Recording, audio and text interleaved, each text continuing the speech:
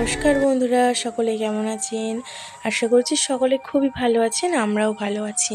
তো চলুন আজকে ভিডিওটা এখান থেকে শুরু করলাম। তো সকালে উঠে দেখো বাসি কাজ করে নিচ্ছি। তো এই যে নাইটি এখনও চেঞ্জ করিনি, আগে ঘর ঝাড় দিয়ে ঘর মুছে নিয়ে তারপরে করব। আর এদিকে তো আমাদের দাদাভাই ঘুমাচ্ছে, তো ওই জন্য আর ওকে ডাকিনি। এখন ওই 6:30 মতো বাজে, ভাবলাম পরেই ডাকবো। ওই 7টার দিকে ডাকলেই ওকে হবে। ও তো 8টার দিকে দোকান খুলবে, তো ওই জন্য আর তাড়াতাড়ি ডাকলাম না। মেয়েও পাশে ঘুমাচ্ছে আর আমি আমার মতো কাজগুলো করে নিচ্ছি। তো ওই যে সকালে এই কাজগুলো করে নিলে না মনটা অনেকটা শান্তি লাগে। তো মানে সকালে এই বাসি ঘর মোছা ঝাড় দেওয়া না করে নিয়ে কোনো কাজ না আমার করতে ভালো লাগে না।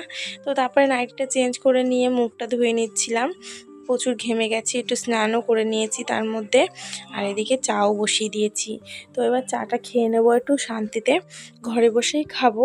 তো বাবুর চাটা নামিয়ে বাবুকে দিয়ে এসে আমাদের জন্য এই যে চা করে নিয়েছি। তো এই যে চাটা হয়ে গেছে, এবার চা দিয়ে আসবো তোমাদের দাদাভাইকে, দিয়ে এসে তারপরে কিন্তু আমিও চা খেয়ে নেব।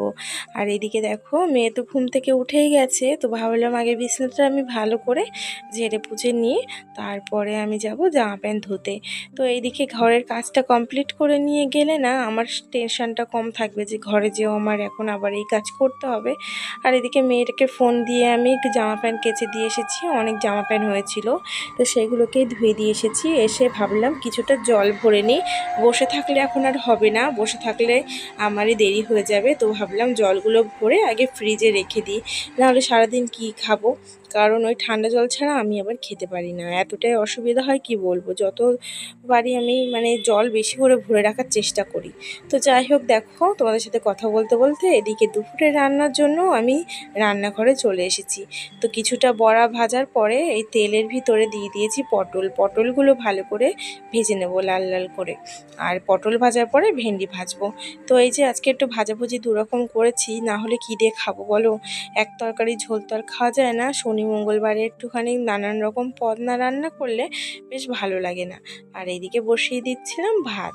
তো ভাতটা এদিকে হতে থাক আর আমি আমার মতন ওইদিকে কাজ করব। তো এরপরে চলে যাব ঘরটা ঝাড় দিতে। তো সকালে তো মানে ঘর ঝাড় দিয়েছি, মুছেছি, তারপরে একটু বেলার দিকে একবার ঘরটা না ঝাড় দিলে না ঠিক ভালো লাগে না। তো সারাদিনে যে খেলা করে মেয়ে, ঘরে বসে করে, কত নোংরা টোমরা ফেলে, তো সেই জন্য আবার পরে একটুখানি ঘরটা ঝাড় দিয়ে নিয়েছি। নেওয়ার পরে এই যে চলে আসলাম রান্নাঘরে। এদিকে আমার দেখো কিন্তু তরকারিটাও আজকে হয়ে গেছে। তো এটা তো আর এমন কিছু না দেখানোর, তো ওই জন্য তোমাদের সঙ্গে প্রথম থেকে শেয়ার করলাম না।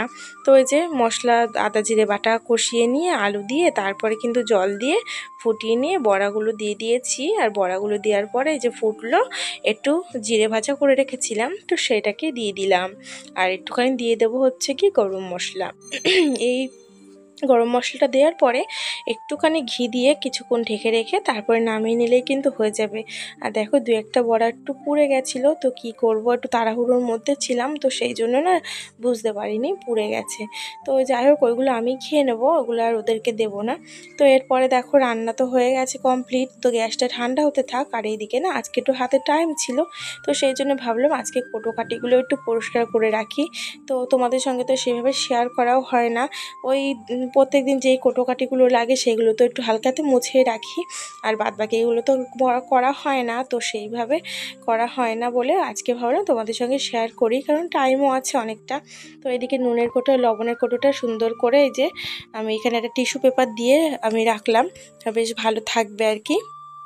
কারণ এর মধ্যে একটু হলুদ পড়ে যায়, লবণ পড়ে যায়, তো সেটা আমার ফেলতে সুবিধা হবে, আর নাহলে না ফাঁকা দিয়ে পড়ে যায়। আর এই যে যেই র্যাকটা দেখছো এটাকে একটু ভালো করে ধুয়ে নিচ্ছি, মশলা রাখার র্যাকটা ভালো করে না ধুয়ে নিলে না তেলচিটা এমনভাবে যদি পড়ে যায়, প্রত্যেকবার যদি না ধুই না তাহলে কি বলো তো একেবারে একটা মানে বেশি তেলচিটা পড়ে যাবে, তখন আমার ধুতেই কষ্ট হবে। আর দেখো এইভাবে আমি একটুখানি বাসনের সাবান নিয়ে আর কসবাইটটা নিয়ে কিন্তু আমি এইগুলো ভালো করে মেজে নিচ্ছি। আমি আর গরম জল করিনি, গরম জল করে অনেকে হচ্ছে গিয়ে ওই সার্ফ দিয়েও করে, তো আমি সেভাবে আর করলাম না, আমি এইভাবেই করেছি। তো এইভাবে মানে আস্তে করে যদি করো না তোমরা, তো দেখবে মানে কোটোর ভিতরে জলও ঢুকবে না, কিছুও না। তো আমি এবার দেখছিলাম যে জল ঢুকেছে কিনা, তো দেখলাম না। তো এবার ভালো করে কোটোগুলো একটুখানি জলটা শোকাক, মানে আর কি জলটা ঝরুক, তারপরে ওগুলোকে শুকনো ন্যাকড়া দিয়ে মুছবো। আর এদিকে র্যাকটাকে মুছে নিয়ে আমি র্যাকটা গুছিয়ে নেবো সুন্দর করে।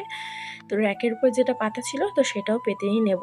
আর এদিকে মশলা এই র্যাকটা রাখবো বলে কোনাটাকে একটু ভালো করে মুছে নিচ্ছি। আর আমি যেহেতু একদম গ্যাসের পাশেই র্যাকটা রাখি, তো রান্নার সময় না তেল বেশি ছিটকে যায়, ওই জন্য আর তেল ছিটাটা বেশি হয়ে যায়। তো রান্নার সময় ভাবি প্রত্যেক দিন যে একটু সরিয়ে নেব, তা সেটা না হয়ে ওঠে না, মনে থাকে না রান্না করার সময়। তো এইদিকে দেখো কৌটোগুলো ভালো করে একটু মুছে নিচ্ছিলাম, তাহলে ভালো হবে রাখতে। আর না হলে কৌটো শুকাতে অনেক দেরি হবে, তো আমার কাজেও দেরি হয়ে যাবে।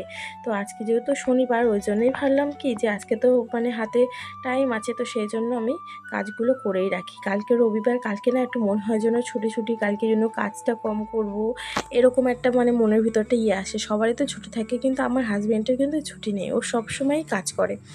দোকান যেহেতু বাড়িতেই, তো সবসময় আর কি দোকানেই থাকে। আর এদিকে দেখো আমার মশলার র্যাকটা কিন্তু আমার গোছানো হয়েই গেছে। আর এদিকে আমি গ্যাসটাও ঠান্ডা হয়ে যাওয়ার পরে গ্যাসটাকে একটু ক্লিন করে নেব। তো এভাবে ভালো করে যে মেজে নিয়েছি, নিয়ে এবার আমি এই ন্যাকড়াটাকে দিয়ে সুন্দর করে মুছে নেব।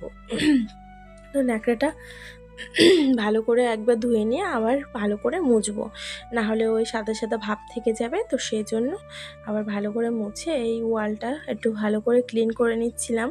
তো ওই জানলা টানলাগুলো না রেগুলার একটুখানি কেঁপে মুছে নিলে তেল ছিটাটা যেটা পড়ে না সেটা আর কি মুছে যায়, আর ওই একবারে করতে অতটা কষ্ট হবে না। এই একটু একটু করে প্রত্যেকদিন যদি আমি পরিষ্কার করে রাখি, তাহলে আমারই কষ্টটা কিন্তু কম হবে। তো একদিন ভাবছি এই রান্নাঘরের পুরো ওয়ালটা একটু পরিষ্কার করব। উপরের দিকটা, নিচের দিকটা তো আর হাত দিয়ে করে নিই, আর উপরেটা তো সবসময় তো পারি না। তো সেই জন্য ভাবছি ওই উপর দিকটা একটুখানি তেল চিটা পড়েছে, তো সেইগুলোই আর কি একদিন পরিষ্কার করব।